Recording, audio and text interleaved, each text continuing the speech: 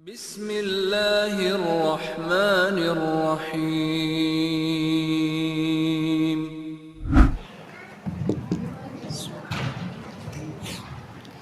Bismillahirrahmanirrahim. Assalamualaikum warahmatullahi wabarakatuh. Assalatu wassalamu ala asrofil anbiya wa mursalin, amma ba'du. Baik, sudah kenyang, angin sepoi-sepoi, godaan. Baik, kita nanti bahas ilmu yang sangat praktikal, jadi yang langsung bisa diterapkan, ya. Nggak akan ada bahan-bahan yang aneh, yang asing gitu, yang awamnya tidak. Dan yang akan saya sampaikan ini berdasarkan ilmu kedokteran modern, konvensional. Jadi kita berdasarkan publikasi di jurnal-jurnal terpercaya. Sebelum kita mulai, luruskan niat. Innamal a'malu binniyat. Kita berdoa semoga Allah memberikan kita ilmu yang bermanfaat, ilmunya nempel, dan mudah-mudahan setelah kajian ini lahir amal. Jadi enggak hanya koleksi pola makan, koleksi istilah-istilah medis apa gitu ya, langsung nggak berbuah amal. Baik, supaya bisa diserap, maka ikhtiarnya kita luruskan niat dan rileks, ya. Santai, nanti diserap ilmunya, oke? Nah, ada saya kasih satu tips, kita cek coba pernafasannya. Satu tangan di perut yang tidak ada rusuknya, jadi yang benar-benar perut aja, oke? Duduknya tegap. Satu tangan lagi yang kedua di dada. Baik, oke. Sekarang relax, tarik nafas, buang. Oke, fokus tangan mana yang gerak. Tarik nafas, buang. Sudah selesai? Siapa yang merasakan tangan yang di dada yang naik turun? Baik. Nanti harus latihan rileks ya. Pernafasan yang utama adalah otot diafragma. Otot diafragma adanya di bawah rusuk. Bentuknya seperti kubah. Otot itu kerjanya apa? Menarik. Dia tarik rongga dada ke bawah sehingga volumenya bertambah. Dia tarik. Kalau ditarik ke sini bertambah volumenya, di bawah rongga dada ada liver, lambung dan lain-lain, maka organ perut akan terdorong ke depan otomatis. Jadi ketika nafas, pasti perutnya akan terdorong. Kalau sesak nafas, maka gunakan otot pernafasan yang aksesoris atau tambahan di sekitar dada. Maka pada saat sesak nafasnya bahkan sampai cuping hidung, lubang hidung segede gini kembang kempis, saking sesaknya.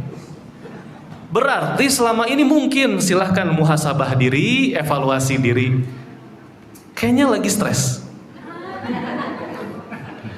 Mungkin ada yang takut dimarahin, takut gak dapet ilmunya, takut apa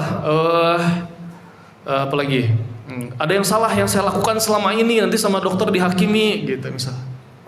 Itu tenang aja, tenang dulu, relax. Kita mau belajar. Itu mungkin sisa-sisa dari zaman dulu ya.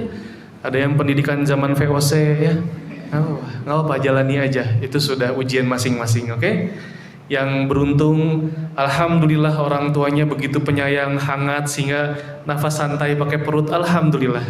Nggak usah maksain mengerti apa yang dialami sama yang dadanya naik, jangan. Hidup Anda mungkin tidak cukup pedih buat mereka. Nggak ya, bercanda ya, ujiannya masing-masing, oke? Nah, bismillah deh ya. Bulan Ramadan ternyata, nih judulnya adalah intervensi fisiologis presisi. Wah. Intervensi itu apa? Ada tindakan langsung. Tujuannya ini, lakukan ini. Intervensi. Fisiologis artinya sesuai dengan fungsi alami tubuh dalam kondisi normal. Jadi nggak kita apa-apain. Bukan kita bikin jadi mode atlet, bukan. Oke? Presisi artinya tepat. Nah, nanti silakan simpulkan. Langkah praktis yang saya jelaskan itu sesuatu yang baru atau saya cuma menyediakan fakta ilmiah berdasarkan publikasi di jurnal-jurnal yang terpercaya untuk mendukung pola makan di bulan Ramadan yang akan saya ajukan. Ya, berikutnya. Oke. Jadi ini nggak cuman ibadah vertikal, walaupun saya dengar dari para ustadz, ulama itu ketika bulan Ramadan bahkan ada yang meliburkan kelas. Jadi beda di Indonesia ya.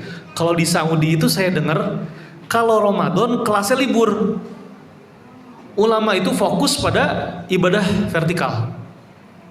Kalau di Indonesia kebalik, justru kita bisa terlepas dari tugas kantor mungkin agak rileks gitu ya dari sekolahan, baru bisa ke masjid, ke kelas-kelas. Nggak apa-apa, ya, nggak apa-apa. Nah, dan ini adalah sesuatu yang sampai ke jasad, tidak hanya masalah ruhnya saja, tidak. Bahkan nanti ketika jasadnya perbaikan, ada perbaikan mood, perasaan. Ya, ini yang udah stres dibilang kamu tuh harusnya lebih sering bersyukur. Stres aja. Kenapa saya tadi bilang kurang bersyukur? Atau iya saya teh ngeliatnya yang negatif terus, yang sedih-sedih terus gitu. Nah, nanti kita lihat bisa jadi ada faktor biologis yang harus dikoreksi. Bukan melulu tentang ayo bersyukur. Oke? Ya, walaupun itu penting, sangat penting. Puasa tidak berdiri sendiri, tetapi selalu disandingkan dengan ada sholat, sedekah, dan penguatan empati sosial. Melaparkan diri supaya tahu perasaan yang lapar. Bukannya pakai apa biasanya? Gorengan. Terus minumnya apa? Es teler. Jadi yang menderita tuh gitu ya? Di Gaza tuh gitu ya? Ini kita kadang nggak sinkron, nggak apa-apa, pelan-pelan. Jadi istilah di medis itu namanya mindfulness atau awareness, sadar apa yang dibicarakan dan dirasakan. Misalnya, siapa yang hari ini belum bersyukur? Ada yang belum bersyukur hari ini? Nggak apa-apa dalam hati. Tapi saya tanya deh, yang misalnya merasa belum bersyukur hari ini, sudah sholat belum? Kalau udah sholat, emang tidak ada kata-kata syukur di sana? Banyak. Al-Fatihah aja ada alhamdulillahirabbil alamin. Berarti pas baca tuh apa? Ngapalin. Cuman di playback, diputar ulang. Itu di situ yang kita bahas awareness atau mindfulness. Jadi Bapak Ibu, Akang Teteh, ketika lagi melakukan sesuatu, makan juga jangan ya. Makan sambil nggak ada HP, panik makan harus gimana? Nggak ya. Ini sesuatu yang tidak ada di zaman saya kecil. Nggak ada. Kemudian dari perspektif medis, keterlibatan spiritual dan sosial terbukti menurunkan stres kronis. Ada loh penelitiannya. Bahkan mengubah metabolisme nutrisi. Kelinci dikasih makan makanan tinggi lemak dan tinggi kolesterol sampai kolesterol luar biasa tinggi. Berapa sih luar biasa? Kalau manusia tinggi itu berapa? Kolesterol tinggi manusia 200. Ini kelincinya dibikin 1900, Bu. Ketika diberikan perlakuan, yaitu diajak ngobrol, dielus-elus, disayang-sayang, kontak fisiknya ada, sehari lebih dari 5 kali, dan ada durasi yang setengah jam, ada yang 1 jam. Kemudian malamnya 10 jam dibiarkan di istirahat dia di kandangnya. Kelompok kelinci yang lain nggak diapa-apain, cuma dikasih makan. Apa yang terjadi? Yang nggak diapa-apain kolesterolnya 1900 plus minus 500 atau 400, jadi biasa sampai 2300. Yang dielus kolesterolnya 1500, 1400. Selisihnya berapa? 500. Selisihnya sangat signifikan dan tiap kelompok itu hasilnya konsisten. Kemudian diteliti ulang di hewan lain, bukan di kelinci aja, hasilnya sama. konsisten. Artinya apa? Faktor sosial menentukan bagaimana tubuh Bapak Ibu Akang Teteh mencerna makanan, di metabolismenya gimana, nanti kadar kolesterolnya gimana, radikal bebasnya, nutrisinya, semua itu akan berubah, Bu. Jadi udah stres nih, ini nggak organik, yang ini pestisida, yang ini ayam broiler, udah stres. Padahal ketika dalam tubuh itu berubah lagi. Belum tentu itu diserap semua atau belum tentu racunnya keluar semua. Jadi hikmahnya apa di situ? Ilmu praktisnya. Ada yang suaminya kolesterol tinggi? Ada? Ada. Sering nggak dielus-elus bapaknya? Ilmiah ya. Saya nggak mengada-ngada ya. Penelitiannya tahu nggak tahun berapa? Penelitiannya tahun 7879, publikasinya tahun 1980. Sudah ada, kemudian sampai tahun 90, tahun 2000 direplikasi, dibikin lagi penelitiannya, hasilnya sama. Ya, jadi sama Bapak bukan pakai simvastatin, bukan pakai atorvastatin, bukan pakai rovastatin, Bu, tapi senyum, disayang-sayang gitu, diajak ngobrol. Ngobrolnya topiknya yang Bapak suka, gantian gitu ya. Tapi jangan ngomongin bola lah, ntar ibunya juga. Ya, ini mah kalau udah nikah apa obrolannya? Logistik ya. Popok, belanja, air ya. Obrolan logistik, ya kan? Ada yang masih single? Calon suami? Jangan terlalu berharap obrolan gimana-gimana. Nanti logistik, apa itu punya anak, logistik semua obrolannya. Tapi itu yang bikin kering rumah tangga. Jadi harus ada kehangatan. Jangan ngobrolin logistik. Nanti itu nurin kolesterol. Yakin ya? Nanti lepas obat kolesterolnya. Tenang aja. Bahkan selain angka kolesterol, kelinci tersebut diautopsi, dimatiin, kemudian pembuluh darah terbesarnya, aortanya diambil, dites pakai pewarnaan khusus yang nempel sama plak lemak. Jadi yang ditakutkan dari kolesterol adalah lemaknya menumpuk di pembuluh darah. Ternyata yang 1500 itu relatif bersih, selisihnya 60% dibandingkan yang nggak dielus-elus, nggak diajak ngobrol. Jadi walaupun kadar 1500, saya lihat fotonya ditampilkan di jurnalnya, bersih Pak aortanya tuh, ada sedikit-sedikit lemaknya. Jadi sudahlah selisihnya jauh, yang nempel ke pembuluh darahnya sedikit. Ya, mangga dievaluasi, yang punya serangan jantung ada sumbatan, mungkin ada manajemen stres yang kurang baik, kurang sehat. Manajemen stresnya itu bukan dengan diluapkan meledak marah, atau dengan curhat berkali-kali tanpa ada solusi. Dua-duanya salah. Oke? Tapi bukan hari ini dibahasnya. Kita mau bahas Ramadan sekarang. Oke? Iya. Minta lagi ntar ke DKM. Oke? Clickbait. Oke. Berdampak langsung pada sistem imun. Jadi nggak cuma kolesterol doang, tapi bagaimana tentaranya screening sel kanker, bagaimana screening virus campak, bagaimana screening apalagi flu dan sebagainya. Sehingga nggak perlulah ikut vaksin-vaksin bonus, vaksin influenza pada usia 60 tahun. Ya, sudah ada penelitiannya bahwa ternyata lebih sering terkena terkena influenza dan lebih lama sembuhnya. Ada sudah. Tapi vaksin lagi tergantung ada mereknya, produsen mana, apa segala. Jangan terlalu bertumbuh pada eksternal, pada internal aja diusahakan. Ya, gak mungkin Allah ciptain manusia dalam bentuk defek, Bu, cacat, Bu. Allah ciptakan manusia dalam bentuk yang sebaik-baiknya, dan perhitungan Allah maha cepat. Allah tahu kok zaman sekarang ini polusinya bakal kayak gini. Ya, insya Allah kita optimalkan. Oke, dasarnya akan saya kasih. Jadi dengan demikian Ramadan adalah momen sinkronisasi antara ibadah dan kesehatan tubuh. Artinya apa? Nanti nggak akan ada langkah-langkah baru kok. Cukup lakuin apa yang Rasul sarankan. Bapak Ibu lakuin semuanya, dapat pahala sekaligus badannya sehat. Oke, berikutnya. Oke. Ingat, menyederhanakan bukan balas dendam. Siapa yang membedakan pembatalan puasa atau membuka puasa dengan makan malam? Jadi satu, buka puasa langsung nasi padang. Lihat ya, puasa bertujuan menyederhanakan hubungan manusia dengan makanan. Apa hukumnya makan? Mubah, tapi lagi-lagi ada yang berlebihan. Sudah ngaji, ikut kajian bersanad, ya, ngambil matan. Kemudian dikisahkan ulama terdahulu itu makannya bahkan biar cepat pakai air supaya rotinya cepat lembut, udah telan gitu. Akhirnya diterjemahkan, bukan mubah makan tuh, tapi nggak penting. Apa aja makan. Jam berapa terlambat biarin, nggak pakai jadwal makannya. Lama-lama ngeluh, badannya suka kedinginan, alerginya sering kambuh, badan tenaganya nggak fit, terus jadi sering cemas, ya. Terus dituduh salah ngaji, padahal salah memahami kisah ulama.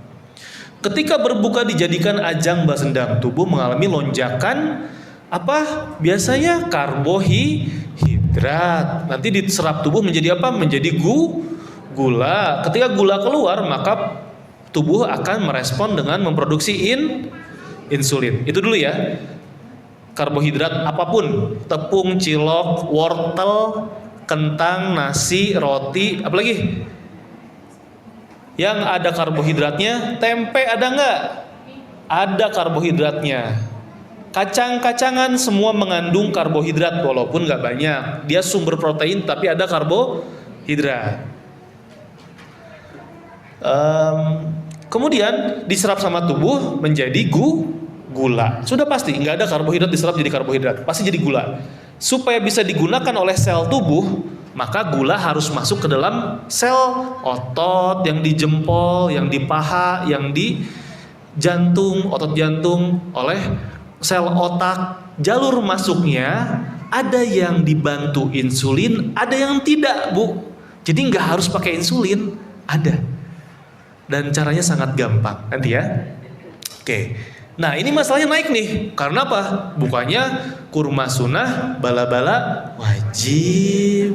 Apapun makannya, minumnya teh manis, tepung.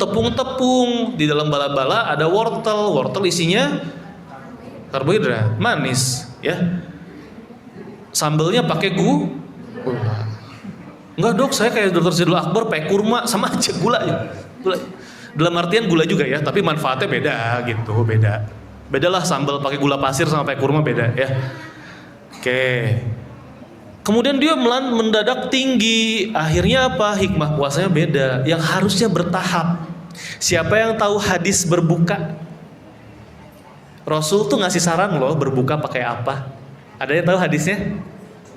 Berbukalah dengan itu hadis sosro. Ustaz, ini hadis palsu. Nanti kita bahas, ada saya cantumin. Lonjakan gula yang tinggi sehingga insulinnya tinggi, meningkatkan tubuhnya stres. Ini bukan stres utang loh ya, bukan stres anaknya nggak masuk kampus ternama, bukan ya. Ini stres murni dari makanan. Udahlah seharian tubuhnya puasa, memperbaiki itu capek nggak? Capek tubuhnya, disuruh istirahat dengan makan, dikasih PR, makanannya malah bikin stres oksidatif. Habis puasa berat badan naik, ya.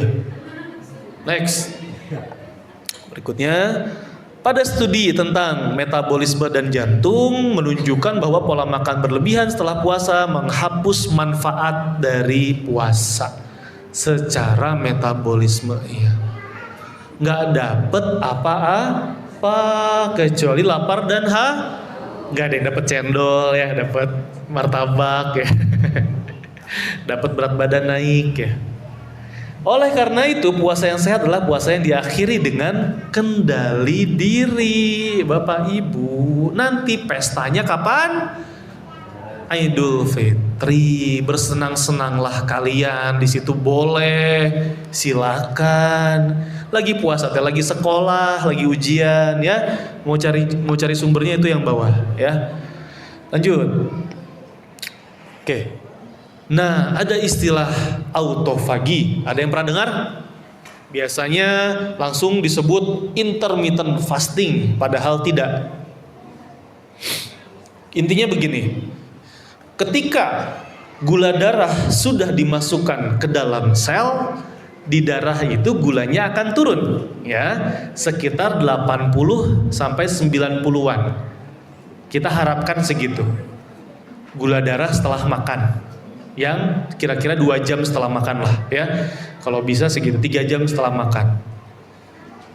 Contohnya gini deh, kalau cek gula darah itu ada sewaktu ada puasa. Kalau sewaktu itu kita sebut diabetes di atas 110. Kalau puasa di atas 110. Kalau sewaktu di atas 180, berarti lonjakan gula darah itu belum tentu diabetes, tergantung kapan periksanya, tujuannya apa. Nah, saya harapkan nanti 2 jam setelah makan boro-boro 180, kalau bisa di bawah 100 saya harapkan, tapi nggak lemes. Kenapa? Artinya gulanya berhasil masuk ke dalam sel. Mau jalur insulin maupun jalur tidak tergantung insulin, non-insulin dependent pathway namanya. Nah, ketika itu sudah ke kadar yang santai ini gula darahnya, maka justru kita rentan kekurangan gula darah. Gejalanya apa? Pandangannya gelap, ngelayang, mau jatuh gitu ya, lemas, keringat dingin. Maka keluarlah keseimbangannya hormon glukagon untuk membongkar persediaan gula darah atau menaikkan gula darah dari bahan baku lain. Atau sebelum itu sebenarnya ada lagi, dia bakar lemak dibakar jadi energi. Dan itu jalurnya beda dengan gula. Nah, ketika glukagon naik, pasti insulin turun. Kebayang ya? Makan, gula naik, insulin keluar, turunin gula, terus glukagon keluar untuk mempertahankan gula darah supaya kita nggak pingsan ya. Oke, jadi gula itu esensial, penting sekali buat tubuh kita. Ketika glukagon keluar, autofagi aktif. Apa itu? Itu adalah suatu mekanisme, bukan benda. Jadi kayak ibu bawa sepeda motor, itu kan suatu aktivitas. Nah, ini juga sama. Dia bebersih tingkat sel. Ibu nggak usah mikirin selnya yang mana, pakai obat apa, nggak usah. Dia bebersih sendiri. Komponen sel yang sudah tua akan dihancurkan, dibikinkan yang baru. Yang nggak perlu dihilangkan. Butuh sesuatu yang baru, dibikin baru. Kok dinamis? Iya. Beda sama kita secara besar. Kalau individu kita manusia, itu lahir jantungnya 1 sampai mati jantungnya 1. Kalau sel yang penyusun tubuh kita, dia lagi butuh sumber energi besar, maka mitokondrianya akan jadi banyak. Misalnya bapaknya ikut tren lari maraton 42 km. Maka selnya akan membentuk mitokondria lebih banyak, itu penghasil energinya. Kemudian bapak bosan, udah gak tren lagi ya, udah gak FOMO lagi. Kata selnya, mitokondrianya udah gak butuh lagi, ngapain menu-menuhin. Kayak gensetnya ngapain punya 5, balikin lagi gensetnya 2 lagi gitu. Dan itu caranya harus ada mekanisme autofagi. Sibuk sel di tubuh tuh sibuk, dan kita gak perlu mikirin segitunya, biarkan dia berjalan secara alami. Tapi lihat, dipengaruhi oleh hormon glukagon dan insulin, berarti dipengaruhi pola makan ya. Dia akan aktif ketika puasa. Kenapa? Karena gula darahnya turun, insulinnya turun. Tapi apakah hanya puasa yang menurunkan gula darah? Tidak. Olahraga, tidur berapa jam? 7 jam, 6 jam, itu gula darah kan turun, kepake semua. Ibu gak makan selama 8 jam tidur kan? Ya. Maka tidur itu juga meningkatkan autofagi. Olahraga meningkatkan autofagi ya. Dan penelitian menunjukkan bahwa puasa yang periodik, karena orang bule tidak tahu Ramadan, meningkatkan autofagi pada jaringan apa? Liver, otot, dan sistem saraf. Kalau bebersih renovasinya banyak di sistem saraf, insya Allah jauh dari Parkinson, getar, jauh dari pikun, Alzheimer, liver, perlemakan hati. Ya, kalau dulu perlemakan hati hanya pada pemabuk, alkoholik. Sekarang bukan sekarang sih, sudah mulai bahkan mengalahkan jumlah yang alkoholik, yaitu perlemakan hati non-alkoholik fatty liver. Dan itu apa masalahnya? Ada lemak di liver. Masalahnya terjadi peradangan, seakan-akan lagi ada infeksi, sehingga sel livernya nanti dia bebersih, ada sistem imun datang, kok masih ada terus yang bikin radang, maka dihancurkan jaringannya. Jadi tubuh kita itu kalau dibersihin gak mau, dipotong sama dia. Kalau dipotong nggak mau bersih juga, masih ngasih sinyal peradangan, dibom, dihancurin jaringannya. Jadilah sirosis hepatis yang livernya jadi kecil banget. Itu ada kalau peradangan ya. Autofagi berperan dalam pencegahan penyakit penuaan, kanker, dan penurunan fungsi imun akibat aging. Ya, jadi sudah dibekali sama Allah ada. Dan terkait makanan, cluenya itu. Ingat autofagi apa? Bebersih supaya selnya remaja. Kayak berikutnya. Nah, Ramadan memberikan pola puasa yang ada siklusnya, diatur sama agama. Allah ngasih tahu, kamu makan jam segini nggak ada yang masuk, jam segini makan lagi, kan gitu. Puasa teh sekali apa 2 kali makannya? Ada yang sekali? Kan sahur cuman sunnah, ya. Iya betul ya, males masih kenyang, gitu betul. Nanti kita lihat ada apa di sana makna fisiologisnya. Dan Allah menyukai orang-orang yang mensucikan diri, dibersihin tubuhnya. Jadi dengan melaparkan, ketika gitu ya, maksudnya bukan melaparkan ya, mengontrol kadar insulin, maka tubuh ibu-ibu, bapak-bapak mengalami peremajaan. Akang-akang nanti staminanya lebih tinggi lagi. Teh-teh tidak akan terserang jerawat. Karena kuman-kumannya, virus debunya semua, polusinya dihancurin sama autofagi, dipindahin ke darah, dibuang. Maka syaratnya harus banyak minum. Jangan siang-siang ya, batal.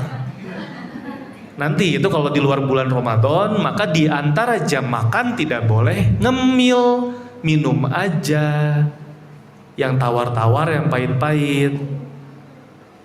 Kalau ngemil di luar jam makan, autofaginya baru mau ngegas, ada biskuit 1, nggak jadi, insulin keluar, autofagi istirahat lagi.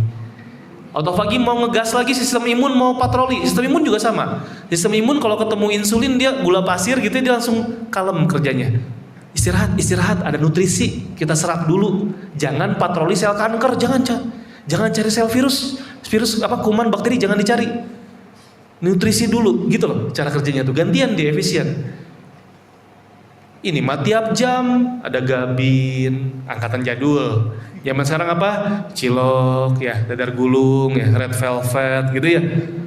Nah, jadi kapan mau bersihnya? Diisi terus. Nggak makan beli teh boba ya. Tawa. Berikutnya, apa sih teh boba tuh? Coba identifikasilah secara sadar. Teh, bagus nggak teh? Teh bagus. Bahkan teh hijau meningkatkan autofagi. Terus gula. Terus Creamernya dari susu atau bukan? Bukan, nabati. Itu nggak ada di alam itu. Dan itu bikin peradangan. Apalagi? Tadi pakai kental manis. Terus ada juga yang pakai pemanis sintetik. Ada lagi pakai apa? Bobanya apa? Tapioka apa? Masuknya protein, lemak, apa karbohidrat? Karbo jadi apa? Gula, teh. Terus bilang ke suami, ayah kenapa ya aku teh nambah lagi berat badan? Suami teh senyum aja. Dikasih tahu salah. Nunggu dokter aja yang ngomong katanya. Nah, next. Oke. Puasa mengurangi paparan insulin yang sporadik. Sporadik itu jebret gitu ya. Pola makan modern menyebabkan insulin dilepaskan terlalu sering, apalagi Indonesia. Kenapa Indonesia itu kalau rapat ada snack? Bu Bapak, saya punya info A1 karena saya pernah tinggal di Belanda. Kalau rapat nggak ada makanan. Rapat apapun, level profesor sudah tingkat internasional, tidak ada makanan. Pejabat datang nggak ada makanan, makan nanti selesai rapat, jam makan siang kita ke kafetaria, itu pejabatnya nggak catering. Simple hidup di sana, rapat birokrasinya simple. Di luar jam makan minumnya air putih sama kopi pahit, nggak ada yang minum boba, bener nggak ada. nanti bareng makanan, antara sebelum makan mereka tuh atau ya habis makan baru minum yang manis. Jadi mereka di sana lihat orang bule gimana badannya, yang Eropa ya, bukan Amerika, jarang yang kegemukan, jarang. Bingung pokoknya, kayak cari jodoh mah, cantik semua, ganteng-ganteng semua gitu. Kenapa? Karena teratur, rapat, kerja, makan. Oke? Jamnya makan mereka nggak akan ngomongin pekerjaan. Jamnya makan nikmatin makanan, bukan? Drama Korea udah ketinggalan ya, sekarang drama Cina. Drama India udah enggak ya? Drama Turki udah enggak? Paparan insulin yang terus-menerus, gula terus-terusan. Tapi jangan salah, insulin juga keluar ketika makan lemak, makan protein. Makan telur saja, insulin akan naik, tapi beda. Mungkin naiknya 5-10 kali lipat, sampai 15 lah maksimal. Tapi kalau makan karbohidrat, makan gula, itu naik insulinnya sampai 25 kali lipat dari kadar insulin puasa. Ya, yang tadi maksimalnya 10-15, yang ini sampai 25, kenceng banget. Udah gitu, turunnya lagi lama. Ya, balik lagi ke mode bebersihnya lama. Puasa menurunkan lonjakan insulin dan mengembalikan efek hormon ini. Itu ya. Lihat, selain diabetes, dia bikin gangguan sistem imun dan supresi permajaan. Makanya mukanya tua. Kebanyakan ngemil, makanan makin banyak, makin berlimpah, tapi makin tua. Kenapa wajah-wajah Gen Z-nya jadi kayak milenial? Nah, yang lahir 90 mukanya sama yang lahir tahun 2000. Kenapa? Oke, karena mumet dikit pelariannya langsung makanan. Enak nih mie buldak gitu ya. Topoki ya. Naon topoki teh? Seblak ya. Tepung beras kan? Sama aja. Itu aja. Oke, berikutnya. Tidak ada bejana yang lebih buruk diisi oleh anak Adam selain perutnya. Jangan tanya nomornya ya. Adalah pokoknya hadis riwayat Tirmizinya ya. Nanti itu bukan bagian saya. Nah, penelitian yang tentang time restricted feeding itu artinya apa?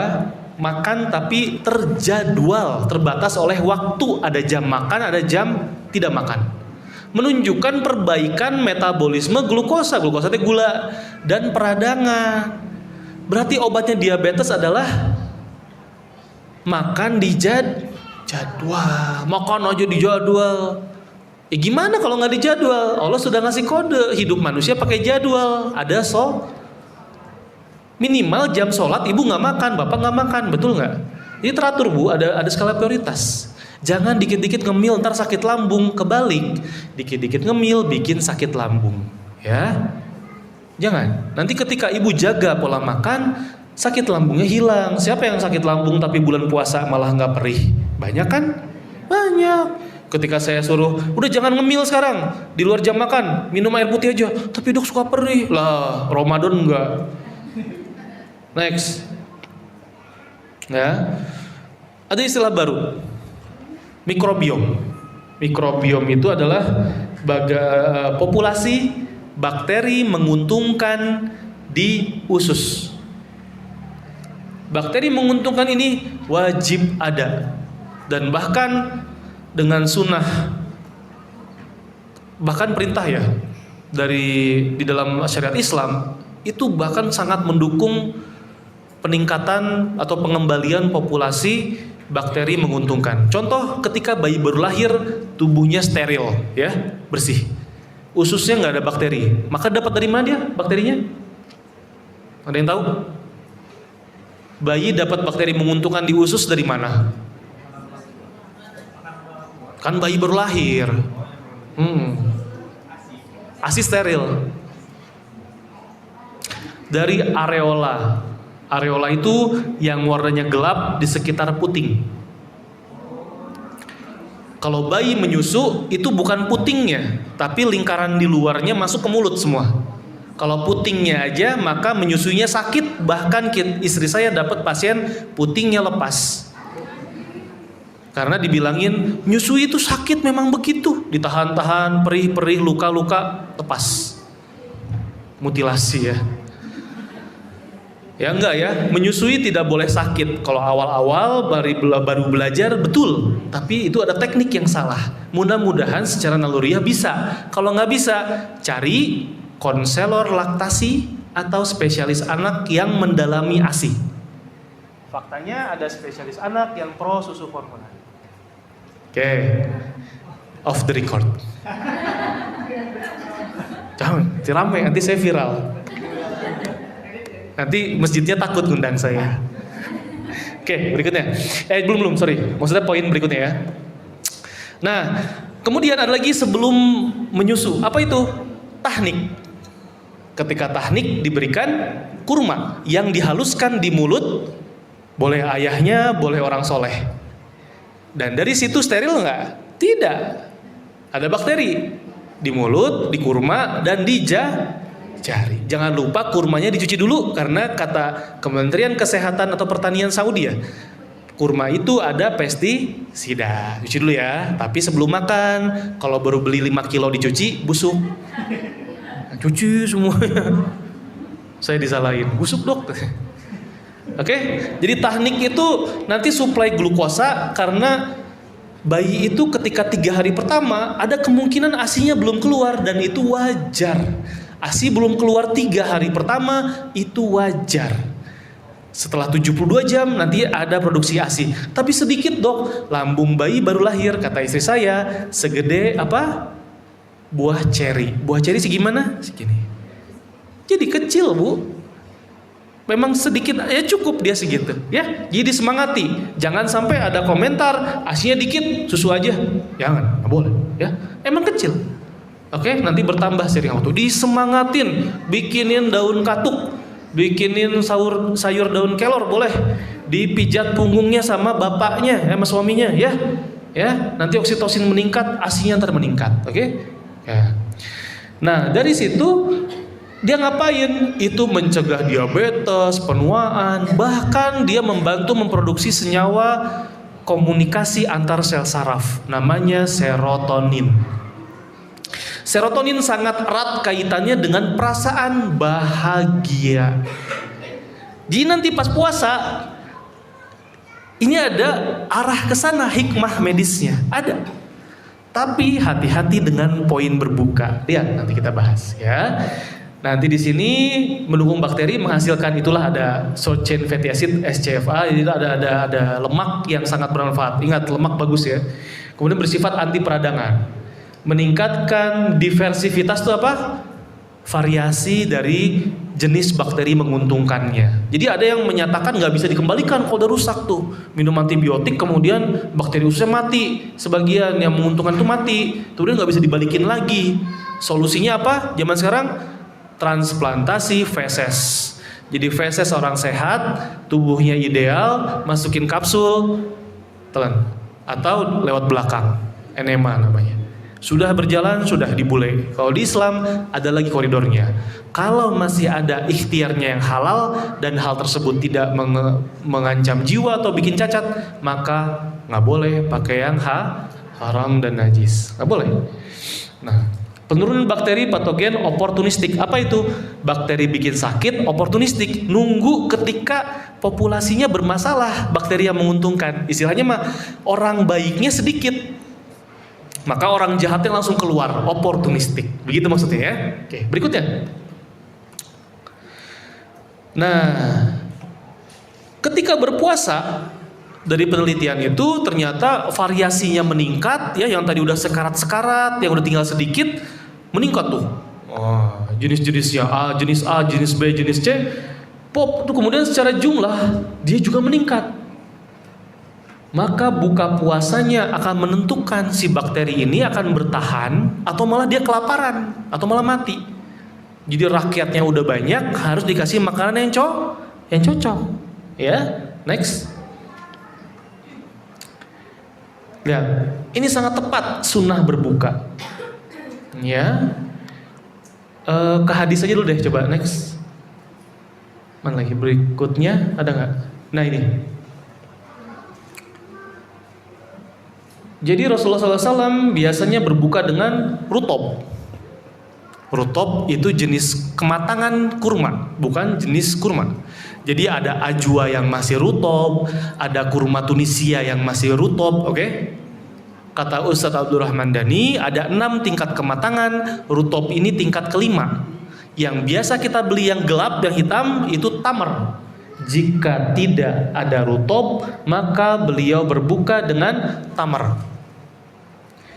Dan jika tidak ada yang demikian, beliau berbuka dengan, lihat, ada bukan air saja, tapi ada itu. Ini tergantung periwayatannya. Ada yang seteguk, ada yang beberapa teguk. Intinya minum ketika berbuka puasa tidak banyak, bahkan sangat sedikit. Seteguk loh. Kalau nggak ada kurmanya, maka air hanya seteguk atau berapa teguk. Setelah itu sholat maghrib, zikir, selesai, baru makan dan minum. Maka bedakan berbuka puasa dan makan. Apa bedanya? Kurma, balik ke yang sebelumnya Kang, slide-nya. Udah, ya. Jadi di kurma itu ada gula alami, ada seratnya dalam jumlah yang pas banget, memulihkan energi secara bertahap, nggak langsung kayak makan wafer, martabak manis. Bukan saya nyuruh tukang martabak nggak jualan, tapi waktunya. Ini rakyat Indonesia ini kebanyakan dizolimi, jadi emosi terus. Dokternya ngomong dikira terus saya jualan ini gimana? Enggak ya, bukan. Waktunya, kita lagi ngomongin timing, pola makan. Lihat ya. Kemudian kurma juga adalah statusnya dia prebiotik. Apa itu prebiotik? Makanannya bakteri di usus. Jadi tadi kan kita udah punya rakyatnya banyak nih, ketika dilaparkan meningkat populasinya di usus. Kasih makan, yaitu prebiotik. Nggak usah repot-repot beli yang bermerek, nggak usah mempelajari lagi sesuatu yang baru. Ini semua diomongin sama kiai-kiai kampung zaman dulu, sudah ngasih tahu. Berbuka dengan kurma. Kalau di TV dengan teh, ya itu hadis sosro ya. Nah, karena dia tinggi serat dan ada polifenol dan sebagainya, nanti itu jadi jadi seneng bakteri di usus tuh, simpel gitu deh, dia jadi happy banget. Akhirnya peningkatan populasinya akan bertahan seiring waktu, kembali ke status Bapak Ibu sebelum minum antibiotik ketika kena diare, habis kena batuk pilek yang lama, ya kena tipes, ya minum antibiotik antibakteri. Milih nggak? Oh, bakteri usus menguntungkan, nggak saya bunuh enggak, mati. Ya, dikembalikan. Ingat tadi bakteri usus menghasilkan serotonin, di antaranya dia macam-macam, dia produksi macam-macam. Ketika dia produksi serotonin, maka perasaan bahagia lebih mudah muncul. Baru tuh masuk tuh apa? Banyak-banyak bersyukur. Kan paling enak bersyukur lagi happy, bener nggak? Iya. Akhirnya punya rumah, ya Allah, alhamdulillah. Gitu kan? Coba lagi tipes, kan mengadu yang keluar, ya. Nah, kita latih minimal. Kita nggak bisa kontrol takdir hari ini menyenangkan atau tidak, kejadiannya kita nggak tahu. Kan itu ada konsekuensi dari dosa kita, ada dari sedekah kita dan sebagainya. Maka kita kasih baseline-nya, dasarnya apa? Paling nggak usus saya happy. Jadi nanti kalau ada yang sedih, saya lebih mudah bangkit. Ya, ini mah udah bebannya berat. Ya, hak-hak masyarakatnya diambil sama oknum. Terus makanannya bermasalah. Akhirnya sangat banyak rakyat Indonesia mengalami gangguan mental. Ada kan beritanya kan? Tapi tidak terdiagnosis. Itu, ya. Oke, berikutnya. Nah, setelah puasa mikrobiom berada kondisi siap beradaptasi. Kurma tadi ada gula yang jumlahnya oke, ada seratnya, ada polifenolnya. Bakterinya senang. Ya. Kalau berbuka dengan yang manis, kalian aja gula pasir ya, atau gula aren, telan tuh. Kan nggak gitu tapi, oke. Tapi juga intervensi kesehatan berbasis ilmu mikrobiom modern. Bisa dijelaskan? Ya, saya tidak menyuruh sesuatu yang baru loh. Ya, Ini semua yang sudah ada disuruh sama kiai-kiai kampung dulu. Berikutnya, ini hadis, berikutnya lagi Hasan Sahih ya. Nah, urutan berbuka ini penting banget. Oke. Setelah puasa, tubuh pada kondisi insulinnya rendah banget, autofaginya lagi gas tinggi, mikrobiomnya keadaan tadi lagi dia mulai kembali ke angka normal. Maka pada transisi ini kendalikan diri.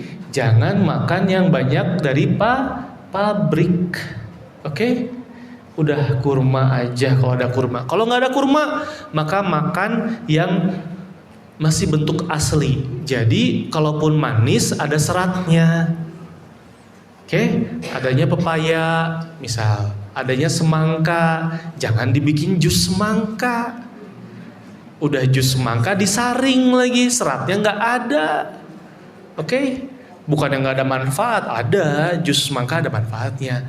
Tapi ini lain kita. Oke, kan nggak lagi sakit, nggak lagi apa, udah jangan aneh-aneh ya. Memang misal lagi perlemakan hati bisa dengan penelitian itu dengan keluarga jeruk-jerukan. Keluarga jeruk-jerukan kita konsumsi jusnya selama sebulan penuh, nanti perlemakan hatinya turun drastis bahkan kembali ke normal. Itu kalau ada kebutuhan. Kalau nggak ada santai aja, jangan latah. Gara-gara sereh bagus, tiap hari minum seduhan sereh. Udah aja serehnya di ungkepan ayam. Tenang aja, udah santai, ya. Dikit-dikit bikin rendeman jahe, padahal sehat. Lama-lama lambung bermasalah, usus bermasalah. Dan nggak butuh masalahnya, berlebihan. Ya, sesuatu yang berlebihan tidak baik. Soal bapak ibu, sholatnya berlebihan. Anak sekolah nggak diantar, dapur dibiarin, kamar mandi bulukan dibiarin, saya sibuk sholat gitu. Kan nggak bagus ya. Tenang aja, santai bu, santai kita relax ya. Jika transisi dengan tadi maka akan stres khususnya. Berikutnya, oke, dia prebiotik alami membantu transisi, ramah bagi bakteri menguntungkan. Jadi sangat baik untuk ekosistem usus. Ya, berikutnya, SCFA tadi adalah lemak jenis khusus lah ya, gampang gitu, asam lemak jenis khusus yang dibutuhkan oleh bakteri di usus sehingga sistem imunnya jadi bagus banget. Nanti menghasilkan butirat si bakterinya, butirat itu akan menjaga keutuhan permukaan usus bapak ibu, akang teteh, dan menekan peradangan. Tuh yang sering alergi itu ususnya banyak yang meradang. Terus dikasih ayam geprek level 50 ya, menizolim sama usus teh ya. Kenapa sih? Sesetres apa sih sampai harus ada shock seperti itu? Sebenarnya kalau saya bilang apa bedanya Anda dengan yang nyilet-nyilet tangan? Tapi Anda menyilet-nyilet usus. Kan sama, ada stres, ada mumet, ada luka batin, sedih, seger nih kalau makan pedas, seger nih kalau disilet, kan gitu mengalihkan rasa pedih atau mumet. Sebenarnya itu aja. Ada yang kerokok, ya. Ada yang ke cemilan, ada yang ke pornografi, ada yang ke drama-drama, harus maraton. Wah, nonton Korea maraton. Set. Kalau nggak nonton kenapa? Apa kata pasien? Gelisah, nggak enak dok. Saya tuh berisik. Ya, itu kan berarti intinya apa? Ada manajemen stres yang bermasalah. Kalau mau ngomongin itu bisa nanti ya, kalau ada waktu ya. Nah, kita perbaiki usus, nanti sistem imun bagus, bahkan yang autoimun atau yang alergi langsung ada remisi, ada perbaikan dari gejala. Untuk saya pribadi, saya banyak banget alerginya, asmanya ada, alergi kulit ada, alergi makan ada. Dan bahkan 2016-2017 saya nambah alergi baru, alergi yogurt. Nah, kemudian saya pola makan, intervensi dengan pola makan, yaitu saya eliminasi karbohidrat. Jadi masuknya kalau nggak diet keto, diet karnivor sebulan. Dengan ada tata caranya bu. Nanti soalnya hormonnya berubah, kebutuhan garam berubah, kebutuhan air berubah, kebutuhan mineral berubah. Nggak bisa langsung gitu aja ya. Nanti kena efek samping. Saya lakuin sebulan. Sekarang apa? Saya begadang, saya jarang banget kambuh asma. Ini saya baru balik tadi jam 8 dari Subang. Di Subang di Curug Sadim ada kegiatan camping para ayah di sekolah anak saya, wajib. Saya tim kesehatan di sana dari hari Jumat dan saya ngurusin orang sakit. Yang sakit lambung jam 2 malam gitu kita bangun. Alhamdulillah sayanya nggak dinebu, padahal saya punya asma. Kenapa? Saya sudah jalani itu. Nanti kalau ada kebutuhan lagi, ada kesempatan, saya keto lagi. Karena saya ada kebutuhan untuk alergi, perbaikan usus. Yang sehat nggak usah, santai aja, nggak usah keto, ngapain? Iya, ini mah latah. Karnivor bagus, karnivor. Keto bagus, keto. Ya, tenang, jangan latah. Oke, berikutnya. Studi menunjukkan bahwa peningkatan asam lemak rantai pendek berkorelasi dengan penurunan risiko penyakit metabolik. Apa itu? Diabetes, ya. Di antaranya yang paling banyak. Dan autoimun, lagi banyak nggak autoimun? Banyak.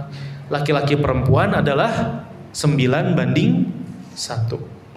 Oke, jadi perempuan banyak banget.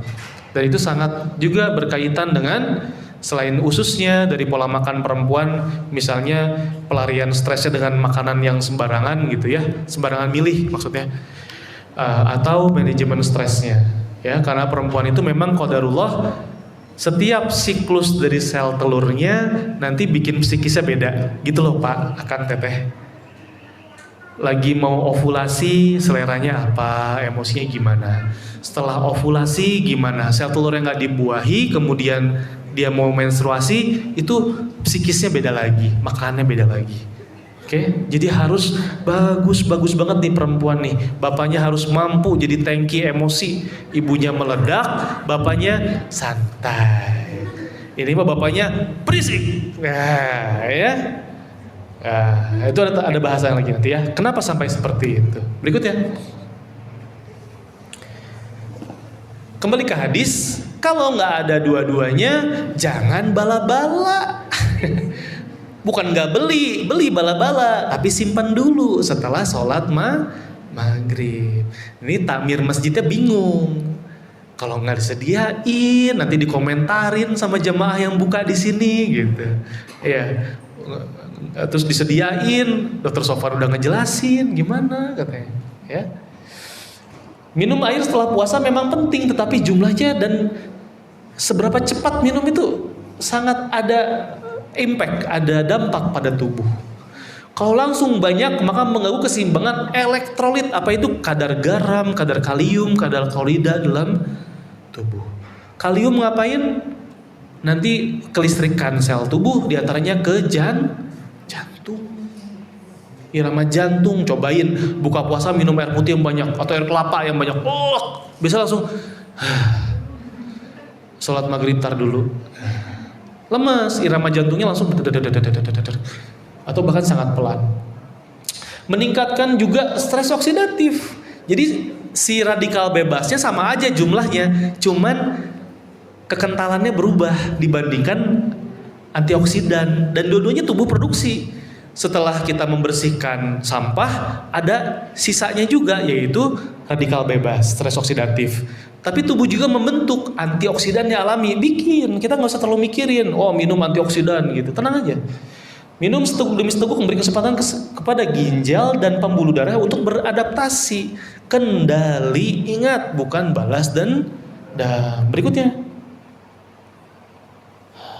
selaras dengan prinsip reaksi oksidasi. Reduksi oksidasi. Kalau ada yang kuliah kimia, redox ya, yaitu menjaga keseimbangan radikal bebas dan oksidan endogen itu yang diproduksi oleh tubuh. Sunnah minum perlahan ternyata sejalan dengan prinsip medis. Sekarang ada yang pernah cek kadar polusi enggak? Yang punya HP, buka aplikasi namanya AccuWeather atau Air Visual.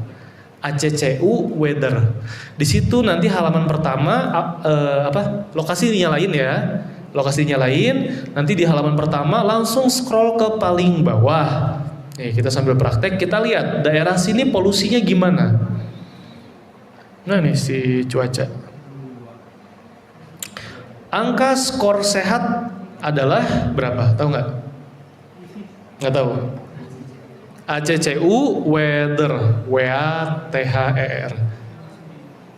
Berapa angkanya? 59. Tahu angka paling tinggi polusi yang direkomendasikan? 19. Maka di sini kalau di saya 55 nih. 55 buruk tulisannya. Ya kan? Buruk ya? Buruk. Datanya dari ada pendeteksinya itu laporannya ke BMKG dan mereka beli data ke BMKG ini. Oke, resmi dari pemerintah. Di Rancabolang, saya tinggal di Gede Bage, biasanya 140, 160 banyak pabrik dan warganya biasa membakar sampah. Yang jadi masalah adalah sampah plastik. Kalau bakar daun kering sama aja kayak bakar dupa, bakar bukur, bakar kemenyan. Tapi kalau sudah sampah plastik dibakar, nih masalahnya. Kayak kemarin Menteri Lingkungan Hidup dibully tuh. Sampah di Bandung menumpuk tapi nggak boleh dibakar, terus gimana? Itu beritanya dipotong. Kata Menteri Lingkungan Hidup tidak boleh pakai inserator atau pemusnah dengan cara bakar skala rumahan. Kenapa? Tidak sempurna pembakarannya, polusinya kemana-mana. Nanti Bapak Ibu bebas dari sampah tetapi belanja ke dokter, batuk pilek nggak sembuh-sembuh. Gitu loh, maksudnya tolong dong Pemprov Bandung beli inserator level industri, gitu maksudnya. Bukan jangan dibakar. Nah untuk level rumahan tetaplah pada prinsip daur ulang ya, dan minimal plastik sebisa mungkin, karena ini yang bikin Bapak Ibu anak-anaknya batuk pilek sebulan nggak sembuh-sembuh. Dok udah pakai antibiotik nggak sembuh, udah bukan bakteri, ini mah polusi. Kalau polutan bukan pakai antibiotik, salah, nggak nyambung ya. Bapak Ibu mau ke Ciater berangkatnya pakai pesawat ke Kalimantan, nggak nyambung Ibu, nggak ketemu Ciaternya ya. Oke. Ini kan yang dihadapin banyak, tolong tubuhnya dijaga, jangan nambah-nambahin radikal bebas. Berikutnya, boleh nggak? Sahur, yang katanya cuma sunnah. Ingat, konsep di sini yang saya bahas adalah apa? Ada ritme. Bebersih bagus, autofagi, permajaan bagus banget. Tapi ingat, bebersih itu pasti ada sampah. Dan ketika bebersih butuh energi. Ketika benerin kaca, tembok masjid pecah kacanya sama beberapa bagian temboknya, maka harus ada materialnya, bawa kacanya, bawa semen batu bata. Tapi sebelum dipasang, yang pecah-pecah harus dibuang dulu, betul? Mirip di sel kita juga begitu. Buangnya kemana? Pakai minum. Butuh bahan baku dari mana? Protein dan lemak. Singkatnya, penyusun atau struktural atau material dari sel tubuh kita adalah lemak dan protein. Sel tubuh kita itu anggap misal kayak bola. Di dalamnya sibuk banyak komponen, ada jantungnya, ada paru-parunya gitu ya, namanya organel. Organel ini terbentuk dari protein dan lemak. Selaput membran luarnya, membran selnya terbentuk dari lemak 2 lapis yang dipertahankan supaya lemaknya nggak pecah itu dengan paku-paku namanya kolesterol. Sehingga efek samping dari simvastatin adalah rhabdomyolysis. Apa itu? Hancurnya sel otot. Integritas sel rusak karena kolesterolnya kehajar. Kemudian kolesterol dan lemak adalah bahan baku hormon, diantaranya hormon estrogen dan testosteron. Estrogen, testosteron bukan sekedar hormon seksual kesuburan, tapi juga pemeliharaan sendi, pembuluh darah, dan jantung. Siapa yang sudah menopause dan lututnya sakit? Ada? Ya. Di antaranya itu fungsi estrogen. Ketika sudah menopause, ada perubahan kadar estrogen. Sebenarnya bisa dipersiapkan. Lansia tidak harus sakit lutut, ada caranya. Ya, obatnya olahraga, betul, tapi ada dosisnya. Dan dilihat obesitas enggak. Kalau pasien obesitas lagi sakit lutut, disuruh olahraga, makin bengkak lututnya. Walaupun itu obat. Jadi yang toyib pun harus pakai dosis dan ada timingnya. Bu, turunkan dulu berat badannya. Sudah turun, sekarang kita olahraga bertahap. Squatnya pakai kursi. berdiri. Nanti kalau sudah oke kata dokternya, squatnya tidak pakai kursi.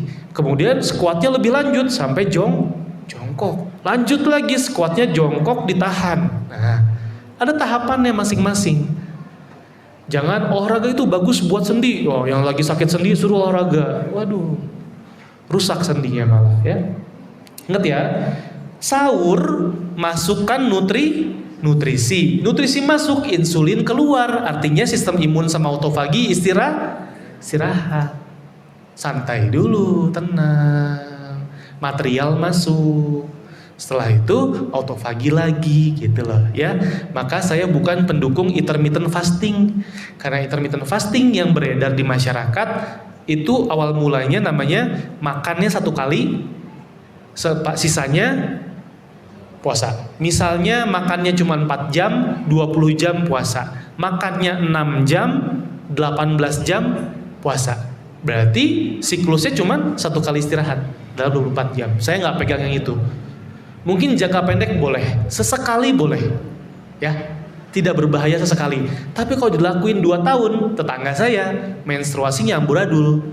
Padahal lagi usia subur. Badannya bagus, ideal, kadar lemak oke, tapi hormonnya kacau. Apa obatnya? Ya udah, berhenti intermittent fasting, kembali mens lagi, selesai. Ya, oke. Jangan terlalu macam-macam, jangan latah. Kenali diri. Kalau memang ada target, boleh keto. Kalau ada target, boleh karnivor. Oke. Kalau nggak ada target, santai. Udah. Oke. Nah, jadi makan di waktu sahur menjaga ritme sirkadian. Sirkadian tuh nanti fungsi tubuh, kapan istirahat, kapan kerja, kapan buang racun gitu. Dari usus dan produksi asam lemak rantai pendek yang stabil. Berikutnya. Nah, krono itu jadi ya tadi siklus ya, waktunya jamnya. Bahwa waktu makan sama pentingnya dengan jenis makanan, komposisi makanan dan kapan makan. Dan saya bukan bilang jamnya, tapi ingat dijadwalkan dan di luar jam itu nggak makan. Misal 40 menit saya makan, maka dari jam 8 sampai 8.40 mau itu red velvet, mau itu nasi rendang, makan aja. Ini ceritanya sehat ya. Saya bukan cerita orang diabetes loh, ya. Nah, dia makan, saat ada apel, ada apa makan. Udah nggak sanggup, tunggu aja lagi. Oh, di menit ke-35 pengen lagi sedikit, makan aja. Udah nggak sanggup, selesai sudah. Nah, paling bagus tunda minum setengah jam sampai 1 jam. Nanti pencernaannya optimal, kemudian asam lambungnya bisa membunuh semua kuman di situ, sehingga nggak diare, sehingga tidak tipes. Kemudian kalau yang kalap karena minumnya kebanyakan, nyesek ke atas, dadanya panas, di sini asam-asam ya, namanya GERD, gastroesophageal reflux disease. Itu terhindari dengan tunda minum setengah jam sampai 1 jam setelah makan. Dan setelah makan itu ya tadi minumnya yang banyak aja. Setelah 1 jam udah minum bebas yang banyak. Oke. Nah kemudian apa lagi? Di antara jam makan nggak makan apa-apa. Kalau ada lemes, cukupi kebutuhan elektrolit. Di situ masuk garam. Garamnya saya sarankan karena ini ekstra, jangan garam yang sudah ditambahkan sesuatu. Maka garam alami. Garam tanpa yodium. Karena garam beriodium ditambahin yodium dan kalium. Kalium kebanyakan irama jantung kacau. Yodium kebanyakan tiroidnya kacau. Tiroid itu jadi gimana dok jaga tiroid? Yodium itu dapat dari hati ayam, hati sapi, seafood, rumput laut, semua aneka kerang apa segala, ikan teri, udang rebon, itu ada yodiumnya. Kalau yang nggak di laut gimana? Ternyata sejarah pertanian itu dari daun-daunan hijau mengambil dari tanah kaya akan yodium. Tetapi semenjak pola pertanian monokultural, satu lahan, satu jenis tanaman, yodiumnya nggak ada. Makanya gondongan. Solusinya harusnya apa? Boleh suplementasi yodium sementara, tapi pemerintah perbaiki cara tanam. Nggak boleh monokultural, tumpang sari. Sehingga tidak selamanya harus konsumsi garam beriodium. Kembali lagi, makan aneka daun. Ya, orang Sunda semua dimakan kecuali daun pintu. Dapat iodium dari situ sebenarnya. Nggak harus ke laut, oke? Jangan takut hati sapi, jangan takut hati ayam, makan aja. Ya walaupun ayamnya kalau bisa sih ayam kampung kalau bisa. Kalau nggak bisa ya udah yang ada aja. Oke, sahur yang seimbang menjaga agar manfaat puasa tetap optimal dan tanpa mengorbankan kesehatan khusus. Next. Itikaf, ingat siklus tadi, alami aja, nggak usah didoping pakai minuman manis dan camilan. Jam makan selesai, misalnya pas program di sini itikaf jam 8 malam. Selesai makan sudah selesai. Sisanya cuma air putih dan teh pahit saja. Kalau kopi saya tidak menyarankan, nanti gampang kedinginan badannya. Kalau mau kopi jahe masih boleh lah, tapi sebaiknya jangan. Air putih aja. Nggak kuat tidur. Begitu Anda doping pakai kopi susu, sistem imunnya down, autofaginya down, hari keempat batuk pilek, hari kelima pulang meriang, nggak puasa, nggak itikaf, nggak jadi mudik. Oke? Ya. Nah, ini gara-gara mau ngejar Lailatul Qadar sampai gula dijadikan doping. Ya udah alami aja, udah nggak dapet ya udah. Yang penting ikhtiar. Berikutnya. Ya, lingkungan, ventilasi ini bagus nih. Ventilasi di atas. Ada yang bangunnya ventilasinya agak bawah. Itu kayak oven jadinya kalau ventilasinya di bawah. Akhirnya apa? Ada yang batuk pilek atau sedikit-sedikit batuk atau bakteri dari luar dari karpet muter di sini. Jadi jamaah itikafnya batuk pilek. Berikutnya. Oke, kesimpulannya kita jaga kadar insulin dan kurma itu udah pilihan terbaik dan sudah ada sinyal, ada kode dalam Islam melalui hadis. Kemudian dia akan memperkuat usus dan sistem imun. Ya, jadi bedakan makan malam dan buka puasa. Jaga ritmenya, bukan balas dendam. Nanti pestanya kapan? Idul Fitri. Oke?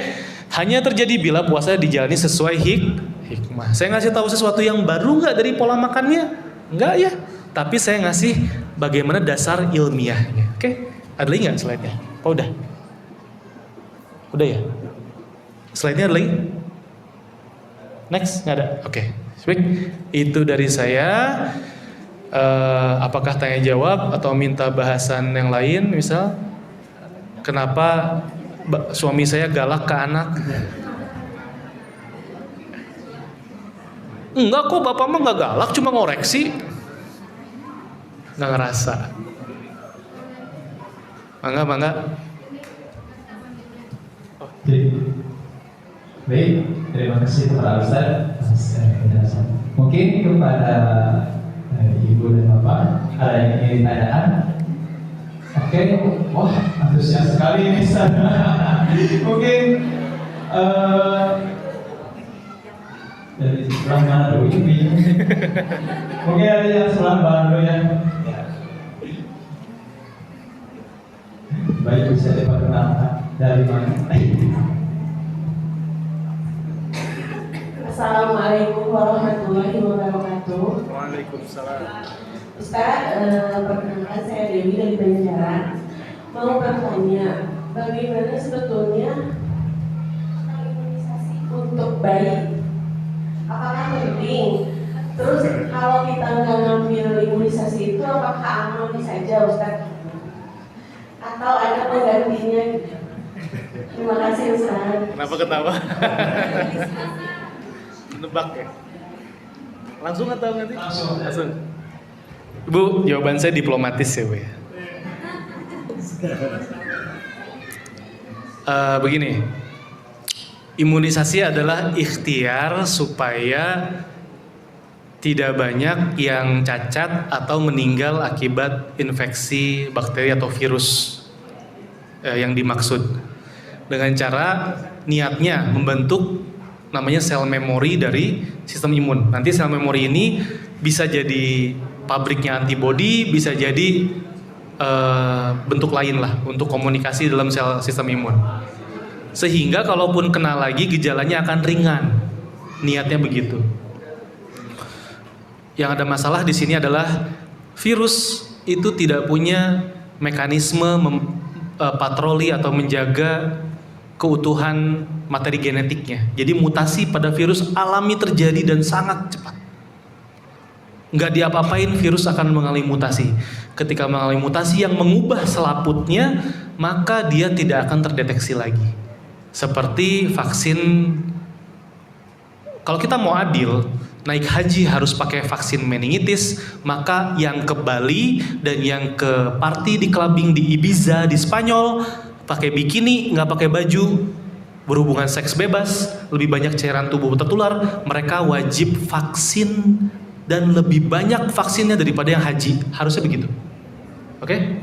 Yang kedua, di tanah suci itu segala macam warga negara, berarti strainnya, jenis virusnya itu beda-beda, Bu. Bahkan beda provinsi aja kalau kita petakan genetiknya, genomnya itu beda.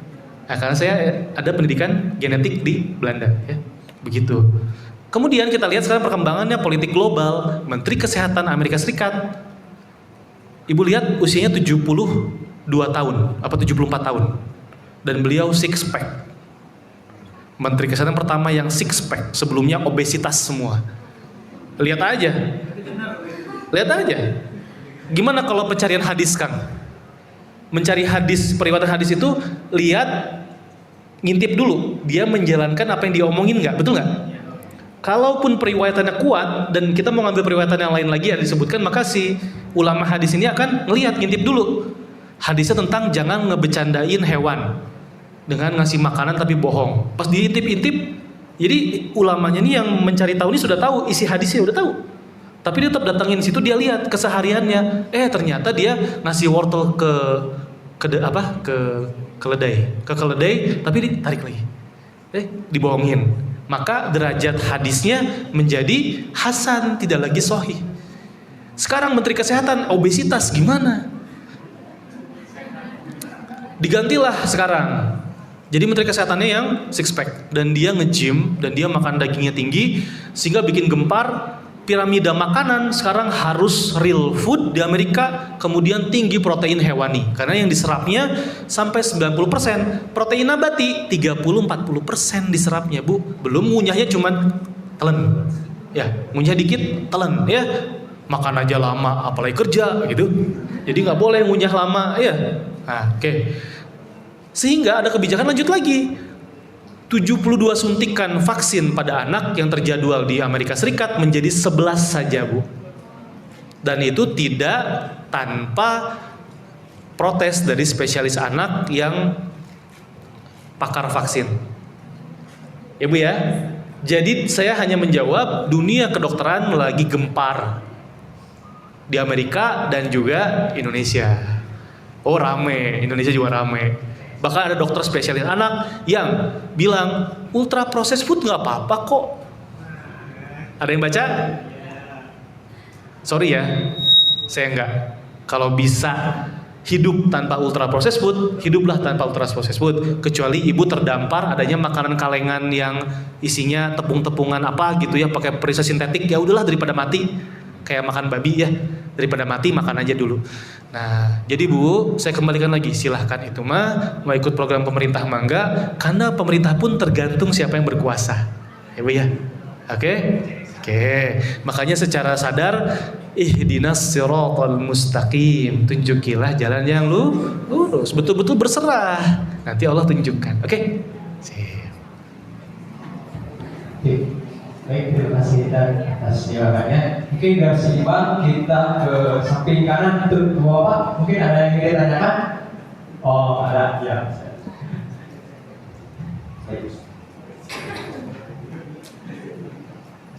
Bismillahirrahmanirrahim. Saya Muhammad Nurdin dari Malaysia. Mungkin ini terkait dengan program pemerintah juga, Ustaz. MBG misalnya, orang yang banyak yang kesalahan. Ini ntar saya gagal jadi bagian pemerintah ini gimana? Kan mau nyalon. Bangga. Terkaitnya konsumsi di lapangan juga, mungkin di sana katanya udah banyak ahli gizi dan segala macam, tapi fakta di lapangan ya anak saya sendiri juga merasakan itu, jadi saya juga ngecek jadi mungkin gimana para Ustadz supaya kita sebagai orang tua gitu apa menerima apa gimana. Terima kasih Ustadz. Baik, pertama dasar teorinya satu harus real food makanannya. Ya, harus real food. Kemudian komposisinya, rasionya jadi proteinnya berapa, lemaknya berapa gitu. Dan Bapak nggak usah memikirkan karena ada ahli gizi. Tapi kenyataannya yang megang apa sih istilahnya tuh? Dapur. Dan saya mau nyebut juga bingung Pak. Kalau nggak TNI, Polri, Parpol Pak. Ya kan, anggota DPR kan yang megang. Ya, pokoknya mah itu lebih berkuasa dibandingkan ahli gizi gitu. Bahkan ada yang bukan ahli gizi kok. Jadi tiap dapur teh beda Pak. Ada dapur yang pakai chef, bagus banget. Dia aktif di Facebook, nama akunnya Chef Kuming. Wah itu mantap banget tuh. Oh itu sehat. Itu mah anak saya juga makan aja. Oke? Nah kalau ternyata Bapak ditakdirkan diberikan ujian, ya sudah antara bungkus bawa pulang atau skip aja. Karena daripada anak Bapak makan ultra processed food, mending puasa atau bekal Pak. Kan ada minuman rasa susu, ada susu cair. Itu bahasa yang penting loh Bu, dipelajari. Susu cair, susu murni. Minuman rasa susu, komponen utamanya biasanya gula. Terus ada lagi sekarang perisa sintetik susu, ada. Bumbu dapur, perisa sintetik daging, ada. Jadi saus kari, saus tiram pakai perisa sintetik ada. Baca aja komposisinya, kalau perlu pakai kaca pembesar karena memang kecil banget. Saya pun nggak pakai kacamata, pakai kaca pembesar. Minuman-minuman lucu-lucu, rasa buah, ada tulisannya di bawah komposisi. Tidak untuk ibu hamil, menyusui dan anak usia di bawah 5 tahun. Tidak untuk pasien fenilketonuria, sakit ginjal. Peringatan itu sangat dekat dengan kita. Lihat aja semua minuman saset belakangnya. Bahkan minuman yogurt pun ada yang begitu. Yogurt itu kan sehat. Di iklan depannya ada ibu meluk anak. Dibaca, tidak untuk ibu hamil menyusui. Lah kok? Baca ya.